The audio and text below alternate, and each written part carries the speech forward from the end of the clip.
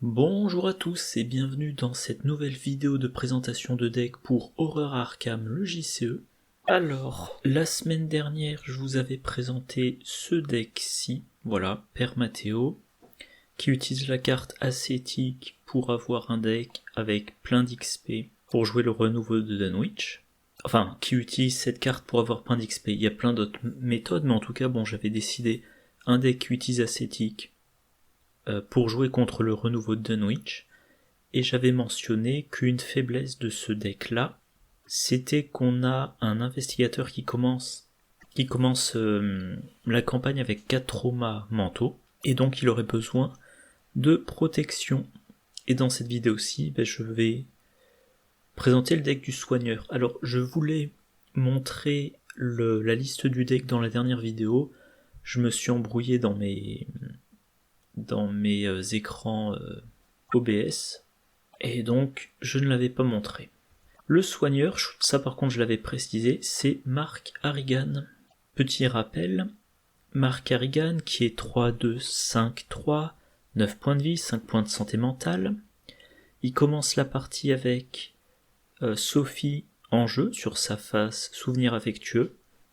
Réaction après qu'au moins un dégât a été placé sur une carte que vous contrôlez, piochez une carte, limite d'une fois par phase. Signe des anciens, +1 pour chaque dégât sur Mark Harrigan. Il a accès aux cartes gardien, aux cartes neutres et aux cartes tactiques de niveau 0. Il a 2 cartes signature, une faiblesse de base perso. Donc Mark Harrigan, chaque fois qu'un pion dégât est placé sur une carte, la carte d'investigateur, une carte d'allié ou autre, il pioche. Limite une fois par phase, ça fait que Mark Harrigan est un piocheur très très très rapide. On peut... Ah oui, je vais quand même montrer la carte, donc Sophie. Voilà, action rapide, subissez un dégât direct, vous gagnez +2 à votre valeur de compétence pour ce test de compétence. Mais si Mark Harrigan a au moins 5 dégâts sur lui, on retourne la carte Sophie. Et maintenant, Mark a -1 à chacune de ses compétences. Mais tant que la carte est du bon sur sa bonne face, eh bien, il peut se blesser pour se mettre des +2. Donc, phase du mythe, on blesse Mark Harrigan pour augmenter ses chances qu'il réussisse son test de compétence. Il pioche une carte. Phase d'investigation, soit on fait la même chose pour le booster, soit il se prend une attaque ennemie sur une riposte, soit, je sais pas, il y a un effet de jeu, il pioche une autre carte, donc ça fait 2. Phase des ennemis, si on a laissé un ennemi en vie, j'expliquerai pourquoi après, l'ennemi attaque donc pendant la phase des ennemis, un autre dégât, et donc une autre carte piochée, et phase d'entretien, et on pioche. Donc il peut piocher 4 cartes par round, dans le cas, alors idéal, on n'a pas envie qu'il se fasse quand même attaquer à chaque phase des ennemis, mais moi je pense qu'on peut partir du principe que, on va dire au naturel, Mark Harrigan il pioche 2-3 cartes par round. Et dans ce deck là, j'ai fait un truc que j'aime bien, j'ai utilisé le permanent versatile pour mettre dans le deck le sérum d'amplification des rêves. S'occupe un emplacement d'arcane, alors c'est une carte chercheur, donc pour la mettre dans le deck, il faudra que j'utilise le permanent versatile. Seul le premier exemplaire de chaque carte dans votre main compte dans le calcul de la taille limite de votre main, donc vous avez le droit à 8 cartes différentes en main. Réaction, après avoir pioché un autre exemplaire d'une carte que vous avez déjà en main, révélez les 2 exemplaires et inclinez le sérum d'amplification des rêves, piochez une carte. On a le droit de conserver plus de cartes en main, donc je l'ai dit, on peut avoir 8 cartes différentes en main, et quand on pioche le 2e exemplaire, on pioche, donc ça permet de stocker plus et ça permet de piocher plus. Et plus on stocke de cartes différentes en main, plus on a de chances que la réaction s'active. Or, un truc important à noter, c'est que il y a dans ce cycle, enfin dans le nouveau cycle, la cité engloutie, des cartes myriades, c'est le retour des cartes myriades, et eh bien Mark Harrigan a accès à certaines. Ça, il n'y a pas accès, Non, il a accès à la carte gardien. Voilà, or une carte myriade, il y en a 3 exemplaires dans le deck. Donc, on a le premier exemplaire en main, on pioche le deuxième exemplaire, on active la réaction du sérum d'amplification des rêves. Les 2 cartes comptent que pour 1 dans la détermination de la limite de main, et quand on pioche le troisième exemplaire, ça augmente toujours pas, enfin, ce n'est pas comptabilisé pour savoir si on a dépassé la limite ou pas, et on repioche. Voilà. Donc un deck Mark Harrigan, qui, comme c'est Mark Harrigan, il va beaucoup piocher, sérum d'amplification des rêves pour piocher encore plus, et aussi pour stocker plein de cartes en main, et on est toujours à la recherche d'un deck de soins. Et donc le deck en question, le deck a 32 XP, et je détaillerai l'XP, le pourquoi 32 tout à l'heure. Le deck c'est ça, comme d'habitude on va voir les cartes dans l'ordre. Le sérum d'amplification des rêves, je viens d'en parler, c'est pour amplifier la pioche. Alors je pensais que j'avais mieux préparé que ça. Haute carte du deck, le miroir sacré, alors de niveau 0 parce que je manquais d'XP. Le miroir sacré, quand on le met en jeu, on va chercher les 3 exemplaires de la mélodie apaisante dans les cartes liées, on en met un dans sa main, on mélange les 2 autres exemplaires dans le deck. Donc c'est comme si mélodie apaisante était une carte myriade. Quand il quitte le jeu, on retire de la partie chaque exemplaire de mélodie apaisante. Et mélodie apaisante, événement gratuit, quand on joue, on soigne 2 dégâts ou 2 horreurs ou n'importe quelle combinaison des deux parmi les investigateurs et ou les soutiens liés dans le lieu, et on pioche une carte. Donc voilà, première carte de soin.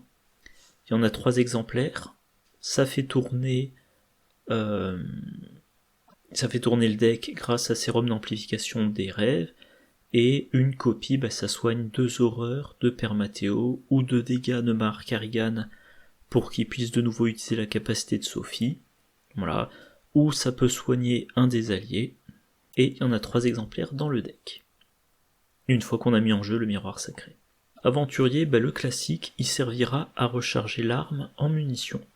Flic en patrouille de niveau 2, pareil, classique, on booste un petit peu Mark Harrigan en force, et on va faire les... Je suis de plus en plus troublé, je suis persuadé d'avoir... que j'avais préparé mes onglets, que j'avais mis plus de trucs.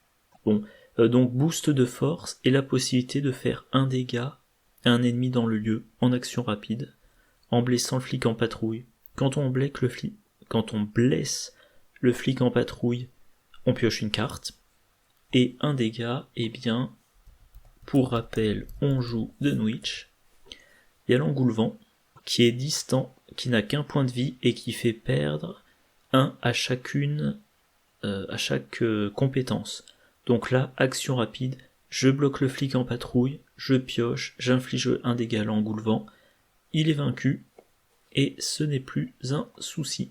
Grete Wagner, pour moi c'est aussi un classique, boost de force, dès qu'on a vaincu un ennemi, on l'incline, on la blesse, ce qui fait piocher, et on découvre un indice dans son lieu, ce qui fait que Mark Harrigan contribue au gain d'indice. Et à noter, alors petit spoiler, petit parce que moi-même je me souviens plus des détails, mais dans le dernier scénario, perdu dans le temps et l'espace, de mémoire, il y a une mécanique du style, pour ne plus être perdu dans le temps et l'espace, il faut à la fin de la partie avoir des indices.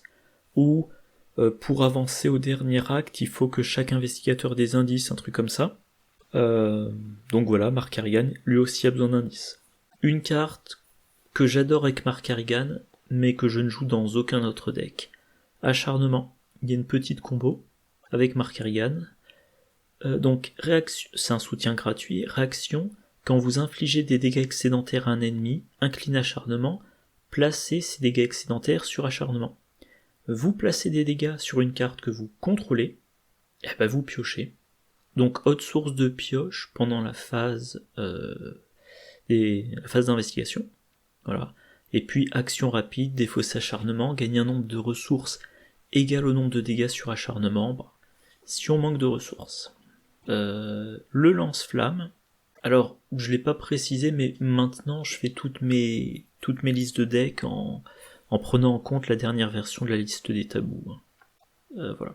Donc le lance-flamme, il occupe un emplacement de corps. À noter que dans cette liste de decks là, j'ai pas trouvé la place pour les 2 copies du sac à dos. Bon. Mais encore une fois, si le deck pioche bien, vous finirez par le piocher, le lance-flamme. Alors oui, il y a un truc, c'est Dunwich, donc il y a au-delà du voile, donc on n'a pas envie que son deck soit vide au mauvais moment. D'un autre côté, on est en duo avec un mystique qui dans son deck a sort de protection de niveau 2. Voilà. Et puis si on se retrouve avec avoir pioché au-delà du voile, 2 solutions. Soit on accepte que Mark Harrigan se prenne un trauma physique plus tard, soit on soigne à fond Mark Harrigan pour qu'il arrive à encaisser les 10 dégâts. C'est difficile mais c'est possible. Soit on met fin au scénario dès que possible, pour éviter le trauma physique. Donc je disais le lance-flamme. Le lance-flamme, alors il faut que l'ennemi soit engagé avec Mark Harrigan. Il faut combattre l'ennemi engagé qui a la plus forte valeur de combat. On a plus 4 en force, donc on va combattre la plupart du temps avec une force de 10. Si on réussit, on inflige 4 dégâts répartis entre tous les ennemis engagés avec soi. Et donc il va falloir, avant ça, engager les ennemis. Et si on engage avec un ennemi et que Mathéo est engagé avec le deuxième, en engageant l'ennemi engagé avec Mathéo, on se prendra une attaque d'opportunité du premier. Ce sont les inconvénients de cette carte, voilà, c'est comme ça. Protection rapprochée, réaction après qu'un autre investigateur s'est déplacé de votre lieu vers un lieu connexe, inclinez protection rapprochée, déplacez-vous vers ce lieu. C'est du gain d'action. Mathéo, chaque fois qu'il résout son signe des anciens, il a, en plus de la réussite automatique, soit plus une carte, plus une ressource, soit une action supplémentaire, donc il a du gain d'action. Mark Harrigan a du gain d'action en ayant des déplacements gratuits. Alors c'est la version de niveau 0, j'ai pas assez d'XP pour la version de niveau 2, et à noter qu'au niveau 0, c'est Mathéo se déplace, puis Mark Harrigan se déplace. Voilà. Ça va être important notamment pour l'engagement des ennemis. Voilà, donc Sophie, les permanents, 2 fois charisme. Déjà il a 3 alliés, et puis on joue Dunwich, donc il peut gagner des alliés dans la campagne, et ce qui me rappelle un petit truc, il peut notamment gagner Morgan, Dr Francis Morgan, boost en force, et après que vous avez vaincu un ennemi, inclinez le Dr Francis Morgan, piochez une carte. Encore de la pioche, 4 points de vie, il peut encaisser pas mal de dégâts, chaque dégât encaissé potentiellement c'est la pioche d'une carte. Dans le vif du sujet, pour commencer avec plus d'XP, mine de rien ces 3 XP là, c'est quasiment 10% du total. S'en tenir au plan, le grand classique pour tous les gardiens combattants pour moi. Oui, je buguais sur un truc, donc on a un deck 35 cartes, plus effort de guerre, plus la faiblesse de base aléatoire, plus traumatisme de guerre, donc dans la pioche, on a un total de 38 cartes. On va en chercher 3, en l'occurrence, explosion de dynamite, se préparer au pire, et toujours sur ses gardes. Donc il ne reste plus que 35 cartes dans la pioche. Et on peut jouer ces 3 cartes là, on a la certitude de les avoir dès le début de la partie et on peut les jouer comme ça. Donc selon les situations, se préparer au pire pour aller chercher le lance-flamme, toujours sur ses gardes pour jouer plusieurs soutiens d'un coup à prix réduit, ou explosion de dynamite s'il y a un ennemi dans le lieu connexe. Et donc versatile, ce qui permet d'avoir le sérum d'amplification des rêves, et de passer une taille de deck de 35. Événement arme improvisée, alors Mark Harrigan a accès à la version niveau 0, mais pas la version niveau 2. C'est excellent dans un deck Mark Harrigan. Je l'ai dit, il pioche très vite. Et je l'ai mentionné, il a le sérum d'amplification des rêves pour accélérer encore sa pioche. À un moment donné, il a ses 8 cartes différentes en main. Phase d'entretien, il pioche. Il a un type de carte en trop, donc il doit défausser. Et il va défausser l'arme improvisée. Et l'idée, c'est que l'arme improvisée, dans ce deck-là, on ne la joue jamais depuis sa main. Si on la joue depuis la défausse, de toute façon, quand on la joue, on va combattre un ennemi en baissant sa valeur de combat de 1, et si en plus on joue depuis la défausse, on inflige 2 dégâts dans cette attaque. Et après l'avoir joué depuis la défausse, on remélange dans la pioche, on le repiochera plus tard. Donc solution de dégâts soit si on n'a pas encore son lance-flamme, soit si on a un ennemi qui a que 1 ou 2 points de vie et qu'on veut pas gaspiller les munitions du lance-flamme. Demander un service en... Ah oui, j'ai pas précisé le nombre d'exemplaires. Demander un service en 2 exemplaires, on a un allié en jeu qui est blessé, on le remonte dans sa main, on va chercher un autre allié parmi les 9 cartes du dessus de son deck, on le joue, on réduit le coût du coût de l'allié qu'on a remonté dans sa main. 2 effets, aller chercher un allié et surtout indirectement soigner un allié. Il est très blessé, mettons par exemple que c'est le flic en patrouille, il a 2 dégâts et une horreur sur lui, on le remonte en main, plus tard on le rejoue, et il arrive pleine santé, et de nouveau on peut l'utiliser. Bon, grand classique, dans mes decks qui ont 2 ou 3 types d'alliés, souvent j'en mets une copie. Dans mes decks Mark Harrigan, c'est quasi systématique que j'en mette 2 exemplaires. En chasse de niveau 3, carte que j'adore. Phase de mythe, je choisis de ne pas piocher la carte du dessus du deck rencontre. Je joue en chasse, c'est gratuit, je vais chercher un ennemi dans le deck de rencontre, dans tout le deck de rencontre, alors la pioche, pas la défausse. Je le génère engagé avec Mark Harrigan, je lui attache en chasse. Voilà. Et réaction, quand Mark Harrigan vainc cet ennemi, il gagne 3 ressources. Donc déjà on a franchi Mark Harrigan de la pioche d'une carte rencontre, d'une carte traîtrise, vu qu'on va chercher un ennemi. Je suis en train de bugger. Bon, je vous laisserai aller vérifier la page de la carte, mais à la place, il y a marqué à la place, il n'y a pas marqué de trucs à faire en cas d'échec, donc je suppose qu'en cas d'échec, on a cherché, on n'a pas trouvé. Et donc on n'a pioché aucune carte rencontre. Bon. Toujours est-il, donc on se prend pas de traîtrise, on a un ennemi, chose qu'on sait gérer normalement, on choisit l'ennemi qu'on veut, et en plus on gagnera des ressources après l'avoir vaincu. Comme le deck tourne vite, si tout se passe bien, en chasse, ça va être remélangé dans la pioche 1-2 fois par partie, donc si tout se passe bien, on l'utilise 3 fois, et point important dans Dunwich, c'est que je trouve, il y a, alors pas mal, je sais pas s'il y en a tant que ça, mais il y a des scénarios, les lieux apportent 3 points d'XP, et il y a 3 ou 4 points d'XP, et il y a 1 ou 2 ennemis à 1 d'XP dans le deck de rencontre. Donc ça représente une part significative de l'expérience. Donc pour avoir les 32 XP, on a tout intérêt, à chaque scénario, à un moment donné, à se dire je suis bien installé, je vais chercher je sais plus comment ça s'appelle, le rôdeur machin truc, je vais chercher un ennemi qui a victoire 1, pour gagner plus d'XP, tout simplement. Explosion de dynamite, le grand classique.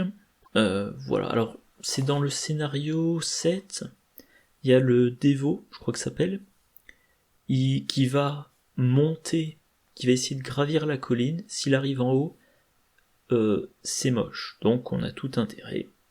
Aller dans un lieu connexe, hop, explosion de dynamite. Et de manière générale, ça a tout un tas d'usages. Intimidation, nouvelle carte, événement tactique de niveau 0, donc c'est pour ça qu'on peut le mettre dans le deck. Ça coûte 3, c'est une discussion. Choisissez un ennemi dans votre lieu et faites un test de force de difficulté X, où X est la santé restante de cet ennemi. Si vous réussissez, mélangez cet ennemi dans le deck de rencontre, ou infligez-lui 2 dégâts à la place si il est élite. Alors, ça coûte 3, c'est un peu cher, mais bon, si on regarde la courbe, alors, ouais, vous voyez là la courbe ressources, quand même il y a beaucoup de cartes qui sont pas chères, et il y a des cartes qui aident à économiser des ressources, notamment toujours sur ses gardes, demander un service, il y a en chasse qui fournit des ressources, potentiellement il y a acharnement qui fournit des ressources, donc 3 c'est pas trop gênant. Une discussion, donc ça provoque pas d'attaque d'opportunité, un test a priori facile, et soit remélanger un ennemi non élite dans le deck de rencontre, ça veut dire qu'on n'a plus à s'en préoccuper pendant un moment, voire plus jusqu'à la fin du scénario, et un ennemi élite, lui infliger 2 dégâts, c'est toujours ça de prix. Et à noter dans un deck lance-flamme, si Mark Harrigan est engagé avec un ennemi, que Matteo est engagé avec un autre ennemi, eh bien intimidation, ça peut permettre de tuer l'ennemi engagé avec Matteo, ce qui fait qu'ensuite Mark Harrigan combat l'ennemi engagé avec lui au lance-flamme. Il n'a pas eu à engager l'ennemi engagé avec Père Matteo pour le combattre avec le lance-flamme, et donc il n'a pas eu à se prendre d'attaque d'opportunité pour ça. Voilà. Et puis alors il y a... je vais rementionner encore les engoulevents. Hein. Il y a un engoulevant dans votre lieu. Pour le combattre, il faut l'engager, vu qu'il est distant. Intimidation, non. Vous faites votre test. Alors, sa vie restante, c'est 1.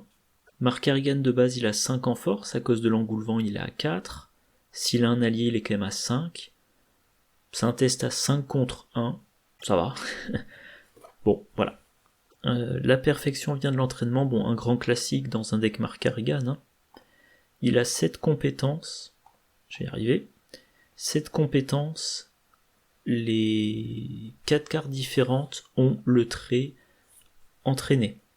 Vous tutorez parmi 9 cartes. Si vous avez pioché rapidement 9 cartes, c'est une part importante de votre pioche. Vous trouvez une compétence. Et voilà, vous l'attribuez au test. Si vous réussissez le test, elle revient dans votre main après. Il me semblait que j'avais... Oui, voilà, l'arme improvisée.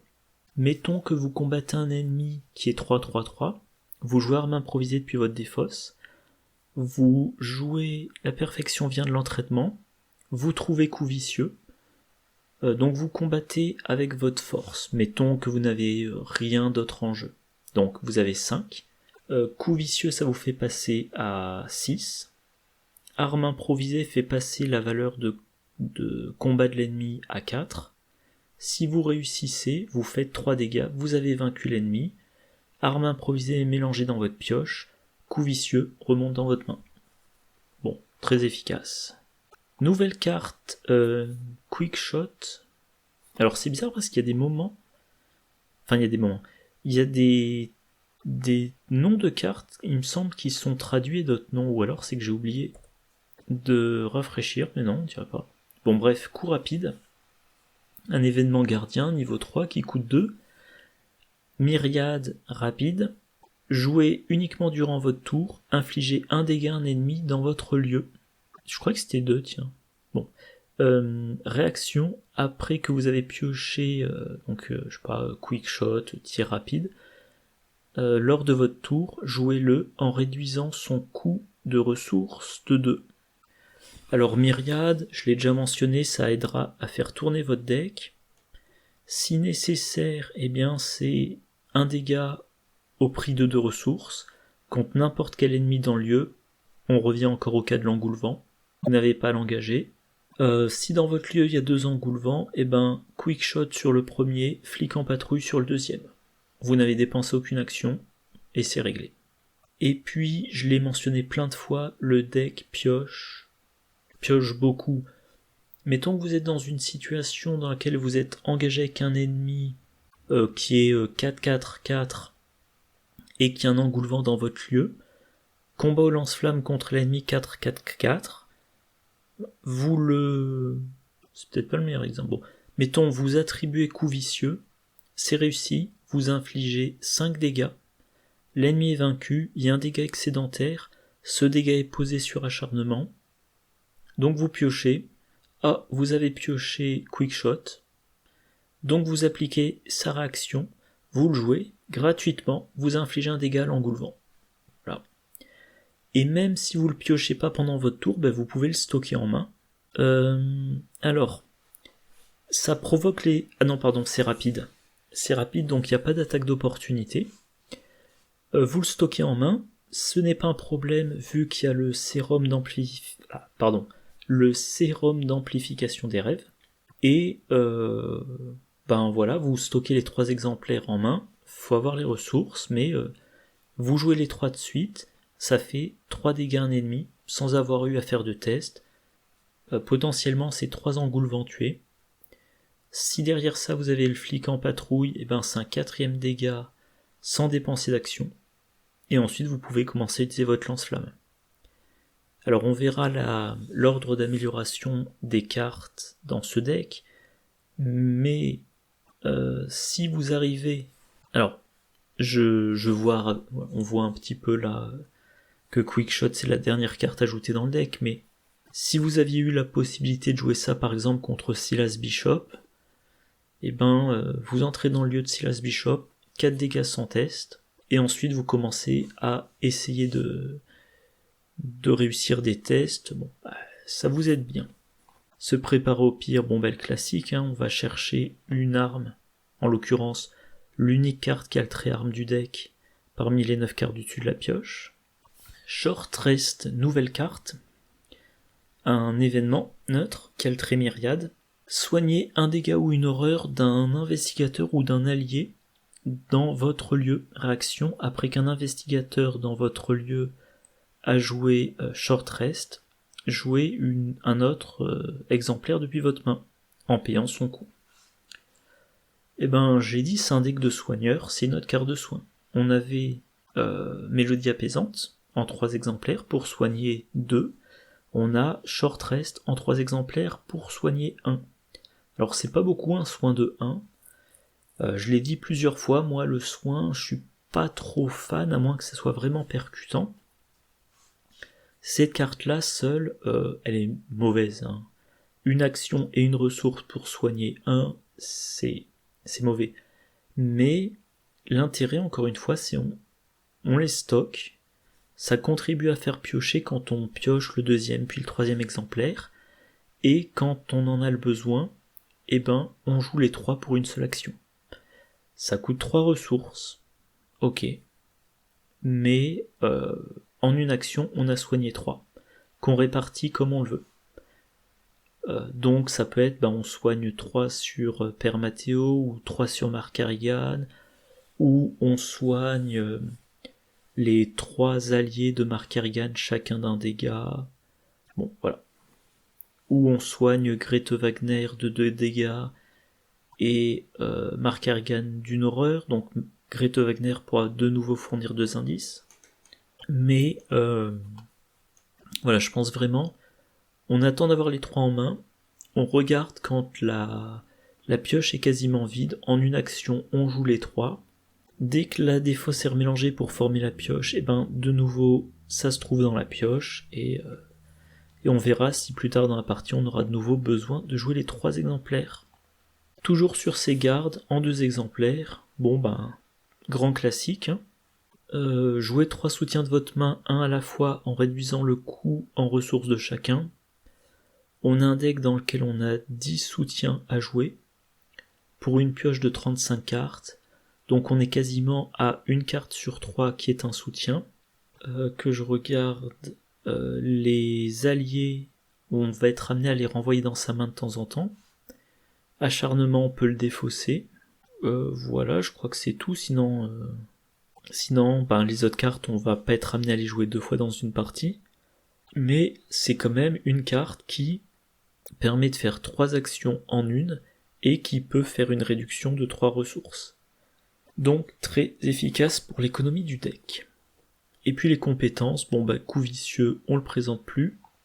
Effort de guerre, on se donne un +4 en force, quel que soit le test, ça peut être le test pour fracturer la porte du musée, ça peut être un test pour un combat, et si on réussit le test pendant une attaque, on déplace un dégât de Mark Harrigan vers l'ennemi attaqué. On soigne Mark Harrigan, et on inflige plus de dégâts à l'ennemi attaqué. Lance-flamme plus effort de guerre, ça fait un total de 5 dégâts, par exemple. Voilà. Maîtrise, classique, prendre l'initiative, un grand classique, ça aide à réussir les tests de compétences pendant la phase du mythe, ou alors éventuellement, si on est dans un lieu qui a une valeur occulte de 1 ou de 2, on fait jouer Mark Harrigan en premier. Première action, il utilise prendre l'initiative pour enquêter. Il enquête avec une valeur de compétence de 5. Si vraiment on veut limiter les risques, on le blesse. Donc il teste à 7. C'est quand même costaud. Voilà. Allez, on va passer au deck de début de campagne. Comme arme, on a la Thompson 45. J'ai pris celle-là parce que elle donne quand même plus de en force. Un deuxième dégât. Elle a beaucoup de munitions. Voilà. C'est plus percutant que le 45 automatique. Voilà. Le miroir sacré. Alors, on commence avec sac à dos parce que tant qu'on n'a pas un deck qui tourne bien, le deck une fois amélioré, si on a 3 alliés en jeu, on peut dire je mets un dégât là, je mets un dégât là, je mets un dégât là, je pioche, je repioche. J'ai mon sérum d'amplification des rêves pour repiocher. Tant qu'on n'a pas ça, on a intérêt à prendre le sac à dos pour tutorer ses armes. Et planque. Il y en a un exemplaire. Les alliés, c'est les mêmes au niveau 0. Acharnement, protection rapprochée, ça n'a pas bougé, bien évidemment dans le vif du sujet. Alors, Dieu reconnaîtra les siens. Événement, tactique. À jouer uniquement lors d'un de vos tours durant lequel vous avez vaincu des ennemis pour un total d'au moins 6 vies. On l'ajoute à la pile de victoire, on termine immédiatement son tour, et quand on reçoit de l'XP, on en a un supplémentaire.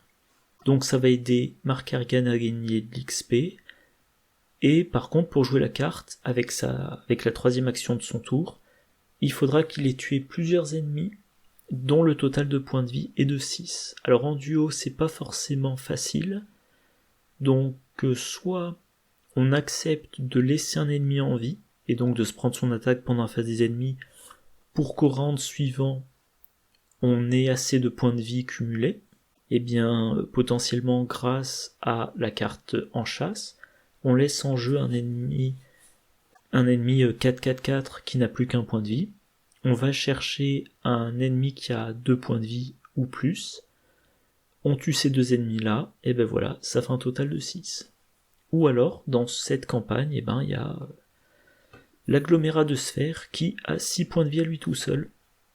Donc par exemple, on attaque l'agglomérat de sphères au lance-flamme, on attribue à l'attaque coup vicieux, ça fait 5 dégâts, action rapide, flic en patrouille de niveau 2, ça fait 6, deuxième action, on joue du soin, troisième action, Dieu reconnaîtra les siens.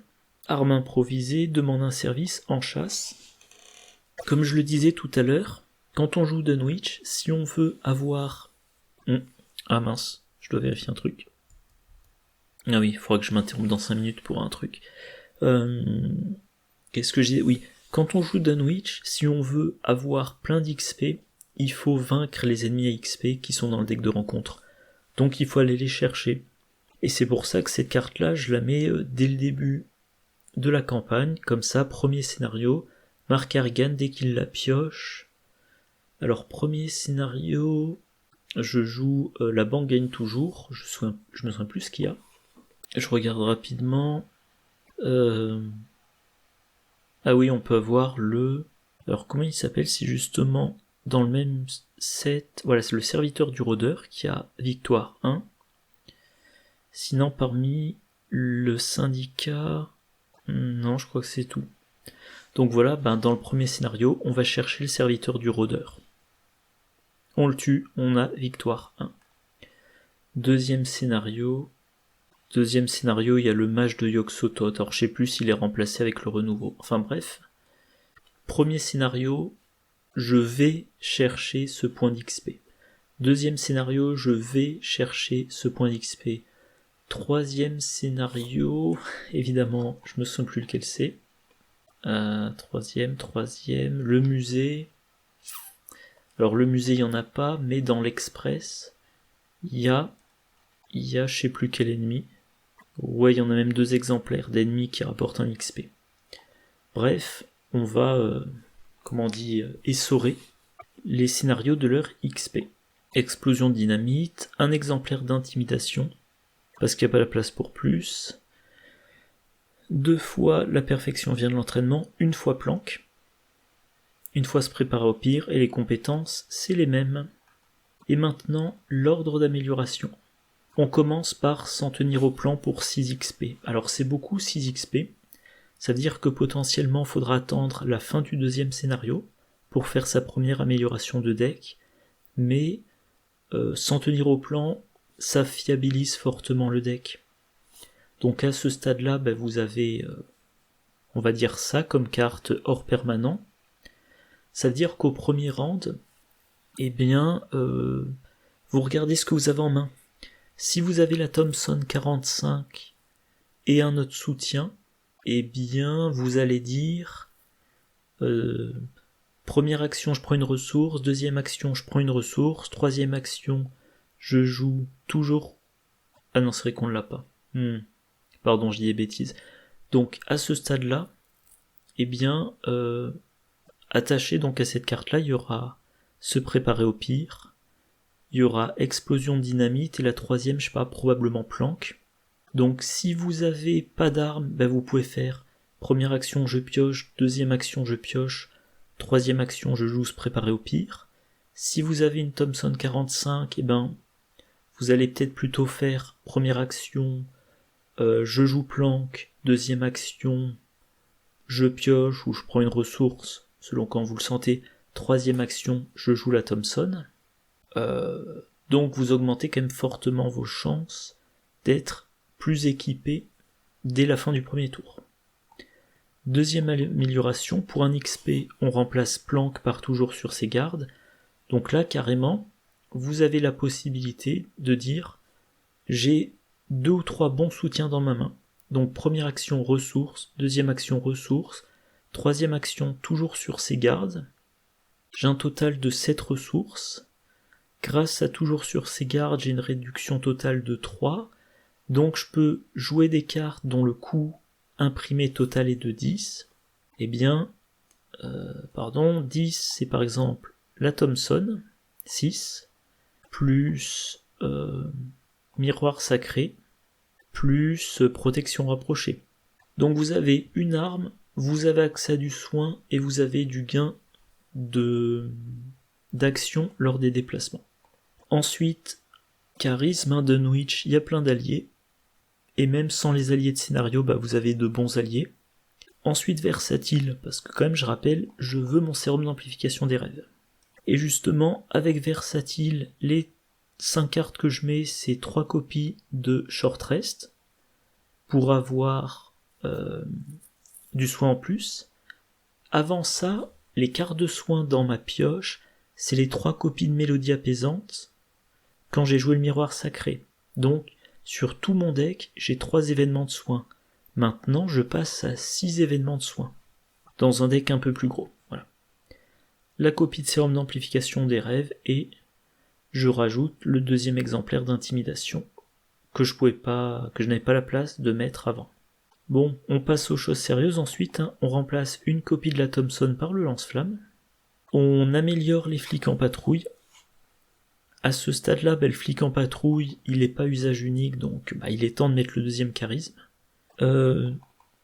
Dieu reconnaîtra les siens, si possible on l'a exploité, je crois que j'ai calculé trop 4 fois, on le remplace, voilà. Et, dernière amélioration, les 2 copies de sac à dos, parce que de toute façon le lance-flamme occupe l'emplacement de corps, donc on peut pas cumuler lance-flamme et sac à dos. Il y a aussi l'argument maintenant je pioche très vite, donc j'ai moins besoin de tutorer. Le dernier exemplaire de la Thompson, voilà, là on mise tout. Pas tout, mais la seule arme, c'est l'unique exemplaire du lance-flamme qu'on a. Et justement, on remplace par les 3 copies de Quickshot. Et donc concrètement, dans le deck, comme solution de combat, on a une fois le lance-flamme, 2 fois arme improvisée, 2 fois intimidation, 3 fois quickshot, et il y a quand même 3 compétences. Donc il y a de quoi faire. Hein. À la limite même, à la limite même, je préférerais dans mon deck avoir plus de cartes pour aller chercher les ennemis. Alors c'est toujours pareil, hein, je vous présente un deck que j'ai pas encore joué, il est très probablement perfectible. Bon déjà, il y a des gens qui, je pense, sont anti-versatiles, mais bon. Versatile est nécessaire pour le sérum d'amplification des rêves, mais d'autres personnes remplaceraient peut-être, je sais pas moi, intimidation par taper dans la fourmilière pour aller chercher les ennemis, ou alors une copie d'arme improvisée par une copie de taper dans la fourmilière. Et encore une fois, j'ai perdu le fil de ma phrase. Bon bref, toujours est-il, plein de solutions pour infliger des dégâts. Donc on n'a pas peur des ennemis. Et, eh bien, je crois que c'est tout ce que j'avais à dire sur ce deck. Oui, voilà, je crois que c'est tout ce que j'avais à dire sur ce deck. J'ai déjà 50 minutes d'enregistrement. J'ai la gorge qui lâche, donc je vais m'arrêter là. Prochaine vidéo, eh bien, soit c'est la vidéo de présentation. Les petits... Je vais commencer à faire ça, les petits spoilers. Voilà. Potentiellement, la prochaine vidéo, c'est ça. Les particularités / nouveautés du nouveau cycle. Alors le planning des vidéos, faites pas attention, c'est un copier-coller d'un vieux fichier. Donc soit c'est cette vidéo-là, soit... je sais pas, on verra.